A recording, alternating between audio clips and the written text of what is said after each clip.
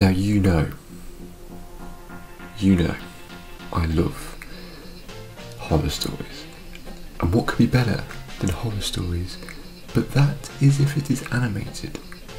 And in this case, it is. And that is Llama Art's terrifying morning jog story animation. Jeez. Now as always, want to see more of these? Smash the like button. If you don't want to see more of these, don't smash the like button. Without further ado, Lego. The music though, damn!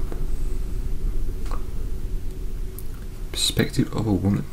Before heading to my local community college for classes, I like to wake up at around 5 in the morning for a brisk morning jog.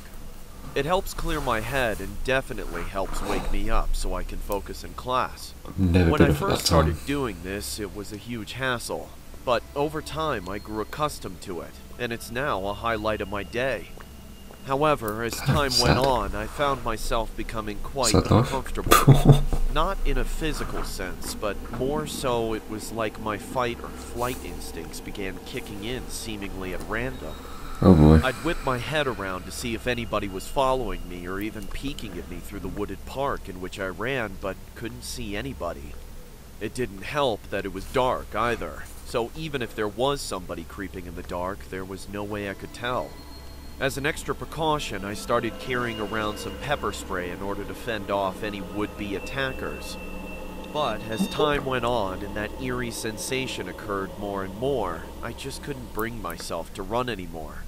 A friend of mine, Daniel, a self-proclaimed runner himself, told me that I shouldn't worry about it.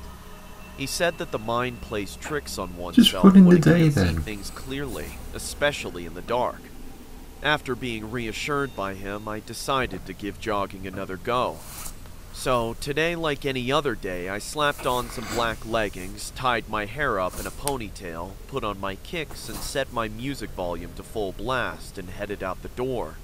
I felt fantastic at first and was loving the cool breeze and crisp morning air. But then, about halfway into my jog, a tall and hooded figure stepped out onto the path in front of me. Quickly, I pulled out my pepper spray and yelled at the person to leave me alone. The person quickly pulled down their hood, revealing themselves to be Daniel. I saw him in relief as he approached and laughed at how funny it was that we ran the same path. I expressed to him that I felt safer knowing he was around. This guy seems Daniel, sketchy. However, stepped a little too close and gave a crooked smile. Jesus, He said that of course I was safe with him, as apparently I had been safe with him for weeks. The realization of what he meant quickly dawned on me, as his hands began to creep their way around my waist. I screamed at him to let me go and prepared to spray him, but he slapped it out of my hand and proceeded to grab my throat. With strange screams, I begged him to let me go and for someone to help me. He yelled at me and tightened his grip, asking why I wasn't thankful for his watchful eyes for the past several weeks. I was stunned at the complete personality change from the once gentle friend I knew. Pretty soon, I started to black out and grow weak. But just before passing out, I could hear the sounds of dogs barking and an older man screaming for Daniel to let me go. In a panic, he released me and ran back into the woods. I gasped for air before I began sobbing as the man escorted me out of the park and brought me straight to the police station. And despite my fears and reservations, I told them everything I knew about Daniel. Oh, she's safe at least, so that's a good thing. And what he had done to me. They immediately sent a patrol car out and told me that... Are they going to get him there? That's the big question here. The next day, I heard Daniel never showed up to class. He had been arrested several hours later after I left the police station and confessed to everything with a disgusting amount of self-righteousness. He was recorded as saying, "She needed me. Only I can protect her.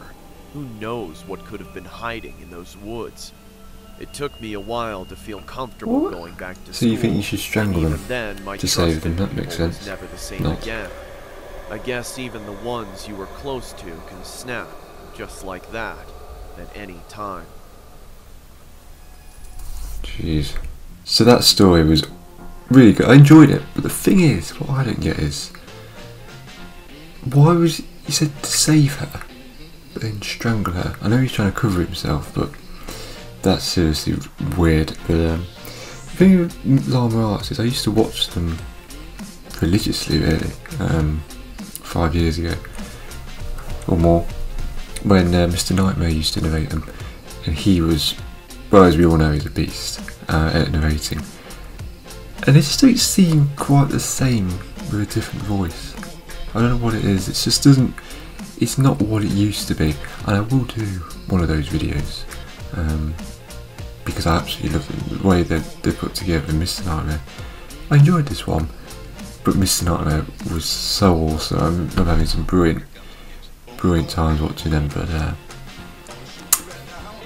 but yeah, it's sad that he doesn't do it anymore, but he still does his channel and I still watch him, so that's good. But anyway guys, thank you so much for watching.